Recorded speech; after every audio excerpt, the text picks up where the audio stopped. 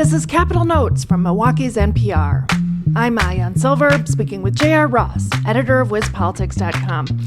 Hi, J.R. It's the fall season, and after a short summer break, that means we're restarting Capital Notes. Thanks for being here.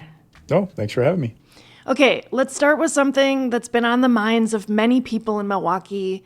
It's been a month since historic floods in the Milwaukee area. We're waiting to hear whether President Trump will issue a disaster declaration. That would open up FEMA support for people affected by the flooding. Vice President J.D. Vance was in La Crosse recently and said President Trump didn't know about it. What do we know about this now?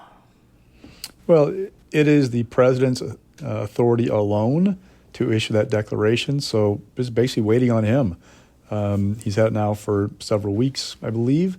We keep hearing from people like David Crowley, Milwaukee County Executive, others like calling on the president to issue the declaration.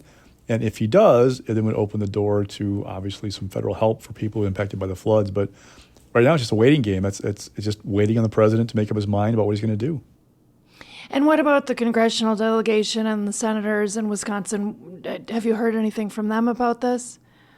Oh, everybody who's talked about it wants the president to issue the declaration. I mean, Ron Johnson, the U.S. Senator, signed on to it. All the Republican members of the congressional delegation, all the Democratic members, U.S. Senator Timmy Baldwin, David Crowley, Josh Showman in Washington County, Paul Farrow in Waukesha County. Like, they're all on board. They all want this declaration to be issued. They're just waiting for the president to do something with it. Do you think that there's anything that would push the needle? Like, politically, what's impeding this?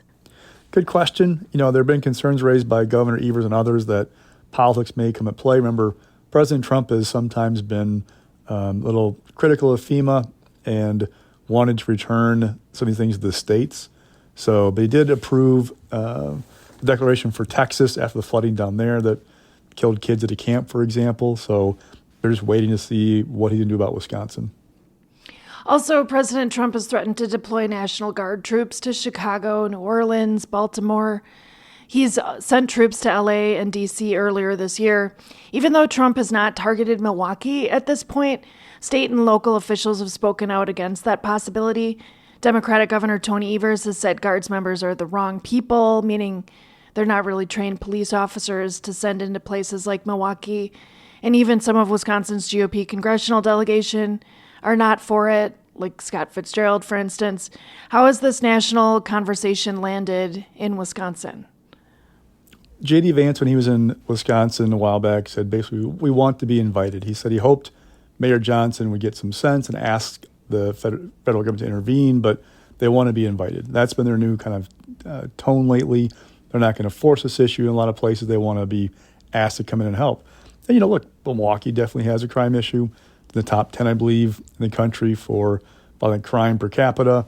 But the president, after kind of making a lot of noise about going to Chicago against the will of locals, is now talking about going to New Orleans, Louisiana, a Republican governor down there, a little bit different scenario politically. So we're going to see, but right now we're not really somebody or someplace getting a lot of attention from the president on this push, which, politically speaking, Republicans feel pretty good about, having Democrats kind of, in their minds, defending crime. Now, looking at polling, people aren't real thrilled with the idea of the National Guard going into cities and being a police force. But it also keeps alive this crime discussion, which Republicans feel like they have the upper hand on because Democrats, in their minds, don't have a good answer of how you keep people safe and safe from crime. What about people who say it's a dog whistle and it's impacting predominantly people of color and areas with disinvestment in these majority-minority cities? Oh, yeah, that probably is reflected a little bit in the polling that showed that people aren't real happy about the National Guard overall. But Trump's kind of focused on his base and feels like he's got a good position to be in politically. Again, we'll see how this all plays out in the coming weeks and months, but Republicans aren't going to drop this anytime soon. Look at the strike against a suspected drug cartel boat outside the United States. Like, they're taking very much a forceful approach to law and order and doing things that are outside the norm. The question is, will people be happy with it, or will it start to come back to be a problem with the president politically? When you say people are unhappy with the Guard, you mean with the idea of sending Guard troops into cities? Yep, we've seen polling nationally has showed that people don't really have the idea of the Guard coming in and being a police force. So now there are folks in neighborhoods who are happy to see it because they feel safer. But I'm just talking about generally the political ramification, what the polling that we've seen on that issue so far. And what about the constitutional implications and, due process and rights? And when it comes to the Fourth Amendment, the Fifth Amendment, arresting people, how is that all playing out with these troops getting sent places? Good question. I'm not a lawyer. I just know politics. I'll stay in my lane when it comes to this stuff. But yeah, there are obviously some real legal questions about this that could play out in court and not go well for the president. I'm just talking about the politics of it and where people are kind of at right now with what's going on. So sticking with the actions of the Trump administration, when Vance was in Wisconsin, like you mentioned, he was touting Trump's signature legislation, the budget reconciliation bill, as, quote, one big, beautiful tax cut. I'll ask you about what Evers and the State Department of Health Services are saying about it in a minute. But first, what was some of Vance's messaging there, and are people buying it? Well, they're trying to make them buy it because they know they've got an issue on their hands. The initial reaction from the public about the One Big Beautiful Bill Act, now I guess we should call it, is that they weren't happy about things like cuts to, health care. They weren't happy about some way they perceived the tax cuts to be skewed. So Republicans have figured out they need to change the messaging on that legislation. They need to focus on no tax on tips, no tax on overtime, which it's not really no tax on overtime, right? There's limits to it and who it applies to, but they're trying to focus on those tax cuts that they believe are popular to try to change the dynamic because right now they're not doing very well politically in the polls with the legislation. Now, what's been fascinating to watch is how people kind of react when they see their tax bill next April. Because remember, they're talking about the average impact is going to be these thousands of dollars. It depends on who you are and what your income is, but the average can be skewed because it lumps in everybody from those kind of making that, poverty level wages to millionaires, right? So the millionaires skew the average higher. I'm not sure if you are a family of four, you will actually see a $10,000 plus reduction in your tax bill come April. What the Trump folks are trying to include in their calculation too is what would have happened if the 2017 tax cuts had expired. The challenge is people don't feel that, right? They don't feel the increase because that tax break from 2017 remains in effect. So I'm just going to be fascinated to watch how people view that legislation and this push on these big, beautiful tax cuts, in their words, once they see their actual tax bill next spring. You're tuned into Capital Notes. I'm WUWM's Maayan Silver, speaking with J.R. Ross, editor of WisPolitics.com. Okay, so sticking along the issue of this tax and spending bill, well, most recently, Governor Evers sent a letter to Wisconsin's federal officials. He was arguing that a Trump budget would cut FEMA's preparedness grants. He said it would reduce cybersecurity funding. He argued it would slash many of the EPA's core environmental grants and reduce tools local governments use to keep water clean. What do you say about that? Have there been any responses to that so far?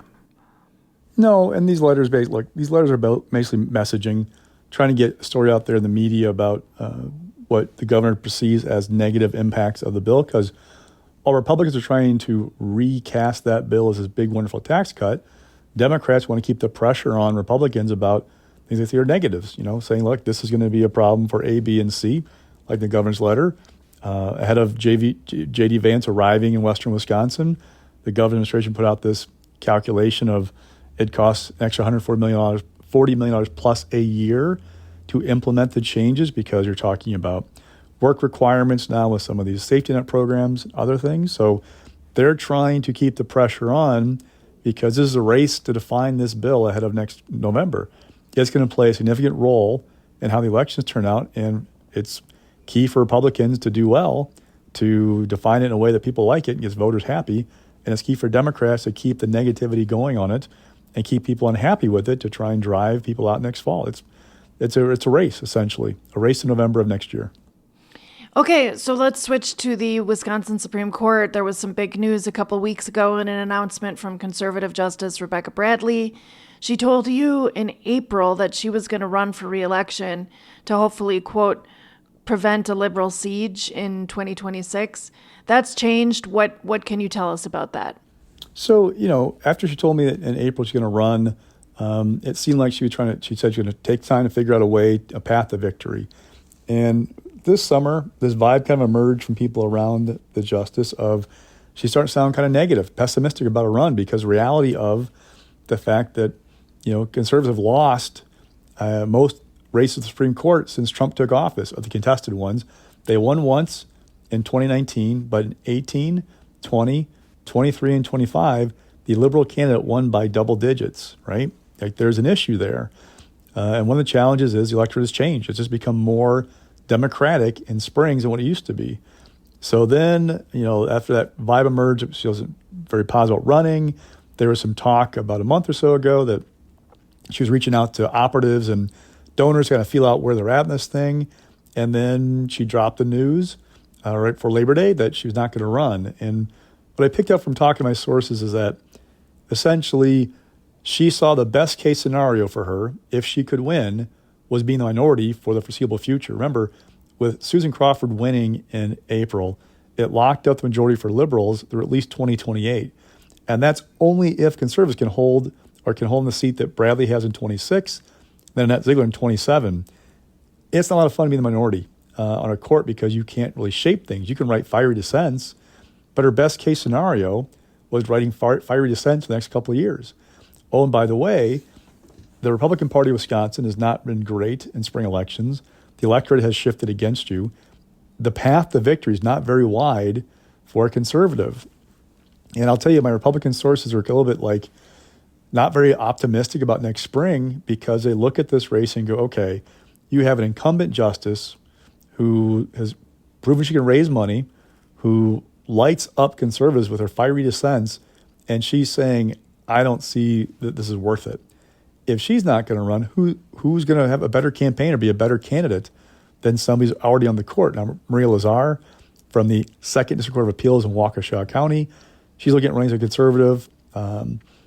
Maybe she would be a better candidate. We won't know for sure unless she gets in and runs.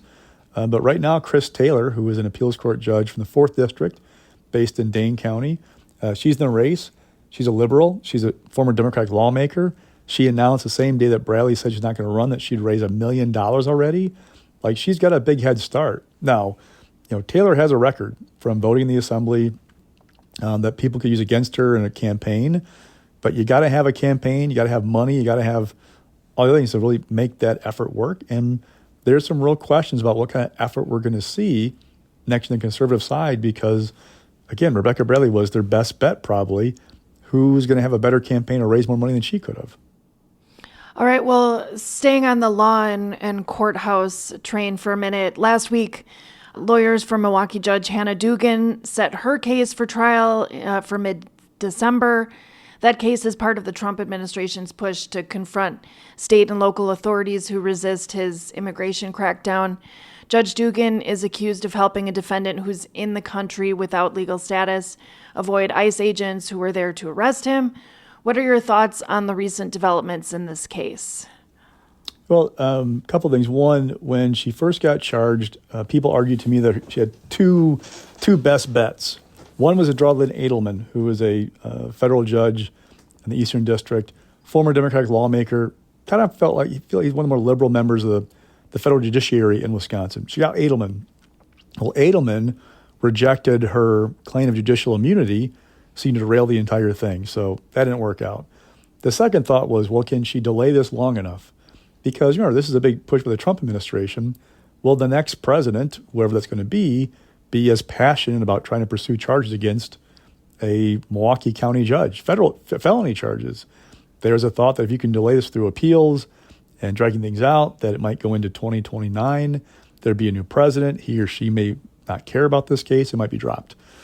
Other questions that people have raised to me are, okay, what's going to happen with a jury trial? I mean, that's assuming no appeals, right? You see the option to appeal Edelman's ruling about judicial immunity. If they go to trial, look, federal prosecutors in Washington, D.C. have had trouble getting indictments to stick against people related to stuff going on with the immigration push or the use the National Guard in Washington, D.C.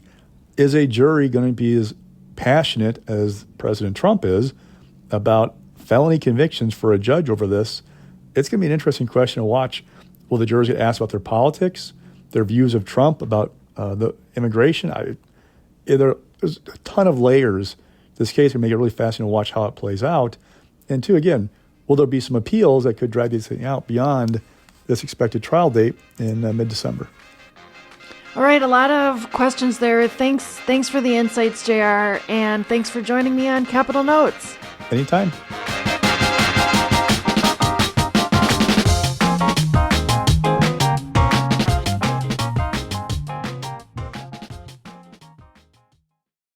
You can find more interviews like this one by visiting wuwm.com/Lake Effect.